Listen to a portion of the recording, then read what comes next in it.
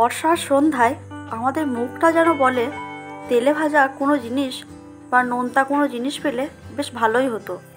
আজকের সন্ধ্যাবেলায় আমি বানালাম মিনি ব্রেড পকোড়া। দোকানে সাধারণত বড় পকোড়াই পাওয়া যায়, তবে বাড়িতে আমি ছোট্ট ছোট্ট বানালাম। দেখতেও সুন্দর লাগে আর খেতেও খুব সুন্দর লাগে। নমস্কার বন্ধুরা, আপনাদেরকে অনেক অনেক স্বাগত জানাই আমার এই চ্যানেলে। আলুটাকে আমি আগেই সেদ্ধ করে নিয়েছি, এবারে খোসাগুলো ছাড়িয়ে নেব।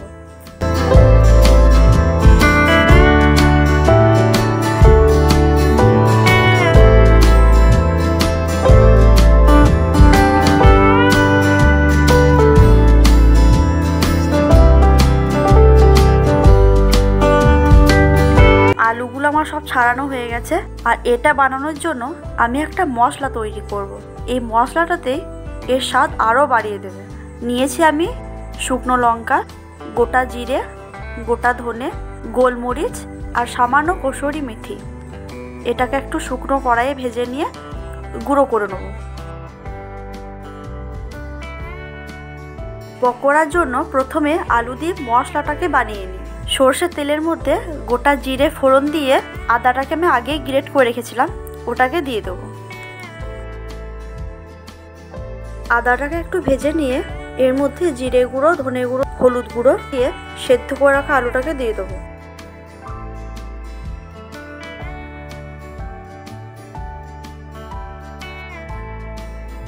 আর আমি এটা সম্পূর্ণ নিরামিষ বানাচ্ছি, যে কোনো সময় বানিয়ে খেতে পারবেন।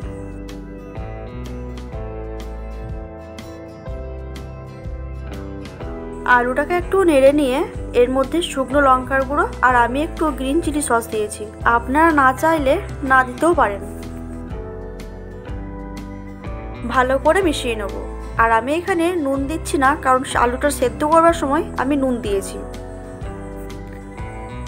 এবার নামানোর আগে ম্যাগি মশলা আর ওই যে ভাজা মশলা করে রেখেছিলাম সেটাকে দিয়ে নামিয়ে নেব।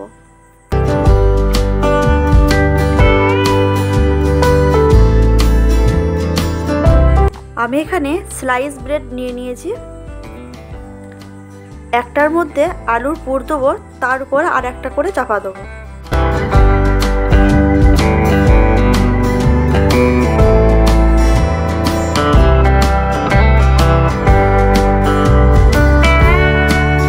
এবার একটা ব্রেডকে 4 ভাগ করব, তাহলে মিনি ব্রেড পকোড়া হয়ে যাবে।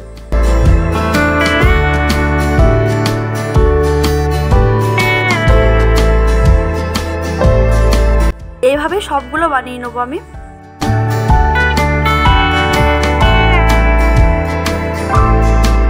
এবার ব্যাটারটা তৈরি করে নেব। এর জন্য নিয়েছি বেসন, সামান্য চালের গুঁড়ো, লঙ্কার গুঁড়ো, গোলমরিচ গুঁড়ো আর নুন। নুনটাকে এখন দেবো না, এগুলোকে ভালো করে মেখে নিয়ে তারপর নুনটাকে দেবো, তাহলে ভালো ফুলবে।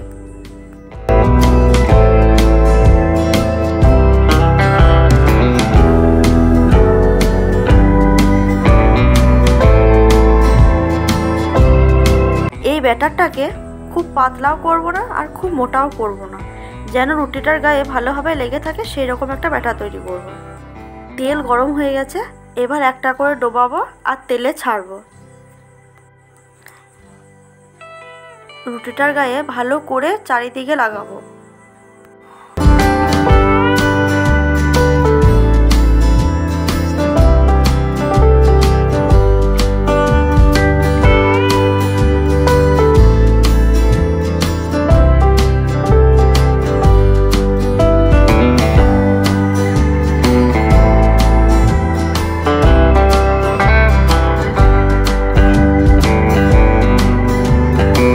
তৈরি আমাদের মিনি ব্রেড পকোড়া। এবার পছন্দ মতো সস দিয়ে খান। সকলকে ধন্যবাদ।